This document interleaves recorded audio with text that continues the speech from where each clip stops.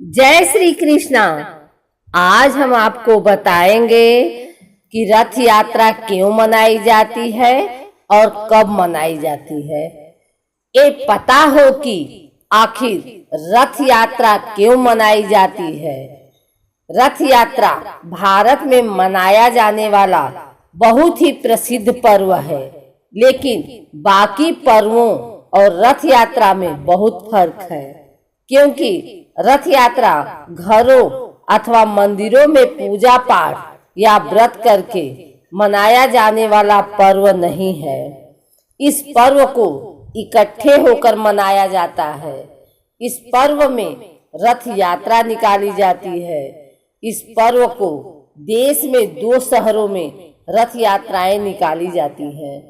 भारत देश के उड़ीसा राज्य के तटवर्ती शहर जगन्नाथपुरी में भगवान जगन्नाथ का भव्य मंदिर है। इस शहर को मुख्यतः पुरी के नाम से जाना जाता है। पुरी में हर वर्ष भगवान जगन्नाथ की विशाल रथ यात्रा निकाली जाती है। पुरी के जगन्नाथ मंदिर को भारत के 4 धाम में से एक माना गया है। हालांकि अहमदाबाद में भी भगवान जगन्नाथ की रथ यात्रा निकाली जाती है, लेकिन पुरी की रथ यात्रा ज्यादा प्रसिद्ध है। इसलिए आज मैंने सोचा कि क्यों न आप लोगों को रथ यात्रा के विषय में पूरी जानकारी प्रदान की जाए, जिसमें जगन्नाथपुरी रथ यात्रा क्या है, रथ यात्रा क्यों मनाया जाता है और इसे कैसे मनाया जाता है इत्यादि शामिल है। तो फिर बिना देरी किए चलिए शुरू करते हैं। रथ यात्रा एक पर्व है जिसे मुख्यतः हिंदू धर्मावलंबियों के द्वारा हर वर्ष एक बार मनाया जाता है। यह पर्व बाकी हिंदू पर्वों से अलग माना जाता है, क्योंकि बाकी हिंदू पर्व मुख्यतः अपने घरों अथवा मंदिरों में पूजन पाठ या व्रत रखकर मनाए जाते हैं, लेकिन यह पर्व उन सबसे अलग है, क्योंकि इस पर्व को सभी लोग इकट्ठे होकर मनाते हैं। इस पर्व को पूरी शहर में रथ यात्रा निकाल कर मनाया जाता है। इस पर्व को 10 दिनों तक मनाया जाता है। पुरी शहर भारत के उड़ीसा राज्य में स्थित है, जिसे शंख क्षेत्र, श्री क्षेत्र, पुरुषोत्तमपुरी इत्यादि नामों से भी जाना जाता है। इस शहर के लोग प्रमुख देवता भगवान जगन्नाथ को ही मानते हैं और पुरी को भगवान जगन्नाथ जी की मुख्य लीला भूमि माना जाता है। यहाँ का मुख्य पर्व भी भगवान जगन्नाथ की रथ यात्रा है। रथ यात्रा पर्व बड़ी ही धूमधाम के साथ मनाया जाता है। रथ यात्रा के दर्शन लाभ के लिए देश विदेश से लाखों भक्त आते हैं। रथ यात्रा आषाढ़ शुक्ल की द्वितीया को जगन्नाथपुरी में प्रारंभ होती है। यह रथ यात्रा 10 दिनों की होती है। मान्यता है कि भगवान जगन्नाथ आषाढ़ शुक्ल की द्वितीया से दशमी तक लोगों के बीच रहते हैं। रथ यात्रा का उत्सव सैकड़ों वर्षों से लगातार मनाया जाने वाला पर्व है। हर वर्ष रथ यात्रा में शामिल होने के लिए लाखों श्रद्धालु पहुंचते हैं। रथ यात्रा में शामिल होने वाले श्रद्धालुओं की संख्या साल दर साल बढ़ती जा रही है। भगवान जगन्नाथ जी को भगवान श्री कृष्ण और राधा की युगल मूर्ति का रूप माना जाता है। रथ यात्रा की तैयारी हर वर्ष बसंत पंचमी से ही शुरू कर दी जाती है। भगवान जगन्नाथ जी की रथ यात्रा के लिए नीम के चुनिंदा पेड़ की लकड़ियों से रथ तैयार किया जाता है। रथ की लकड़ी के लिए अच्छे और शुभ पेड़ की पहचान की जाती है, जिसमें कील आदि न ठुके हो और रथ के निर्माण में किसी प्रकार की धातु का उपयोग नहीं किया जाता है।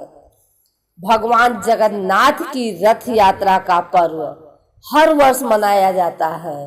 इस पर्व को मनाने के पीछे कुछ मान्यताएं हैं, जिसमें से सर्व प्रचलित मान्यता है कि भगवान जगन्नाथ की बहन सुभद्रा ने भगवान जगन्नाथ जी से द्वारका दर्शन करने की इच्छा जाहिर की, जिसके फलस्वरूप भगवान ने सुभद्रा को रथ से भ्रमण करवाया। तब से हर वर्ष इसी दिन जगन्नाथ यात्रा निकाली जाती है।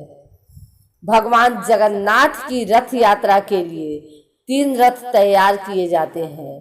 रथ यात्रा में सबसे आगे श्री कृष्ण के बड़े भाई बलराम का रथ रहता है, जिसमें 14 पहिए रहते हैं और इसे लाल ध्वज कहते हैं। दूसरा रथ 16 पहिए वाला श्री कृष्ण का रहता है, जिसे नंदी घोष या गरुड़ ध्वज नाम से जाना जाता है। और तीसरा रथ श्री कृष्ण की बहन सुभद्रा का रहता है, जिसमें 12 पहिए रहते हैं और इसे दर्प दलन या पद्म रथ कहा जाता है।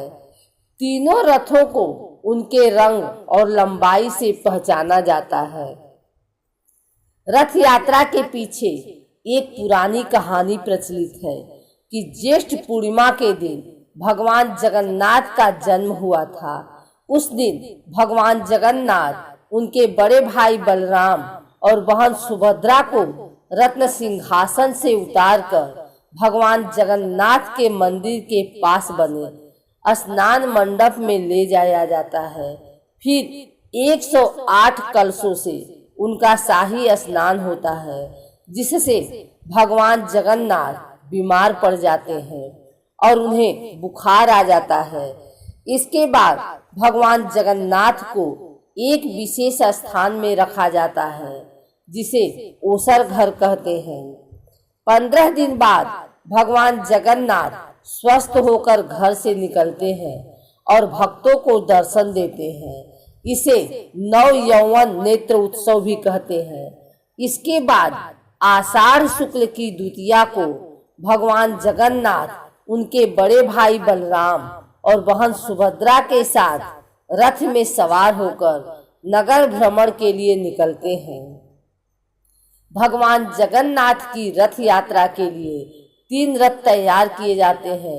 जब तीनों रथ तैयार हो जाते हैं, तब छर पहनरा अनुष्ठान किया जाता है।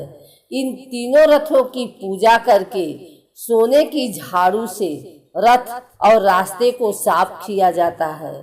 आषाढ़ शुक्ल पक्ष की द्वितीया तिथि को रथ यात्रा का आरंभ होता है। ढोल नगाड़ों के साथ ये यात्रा निकाली जाती है और भक्तगण रथ को खींचकर पुण्य लाभ अर्जित करते हैं। रथ यात्रा जगन्नाथ मंदिर से शुरू होती है और पूरी शहर से होते हुए नगर भ्रमण कर गुंडीचा मंदिर पहुंचती है।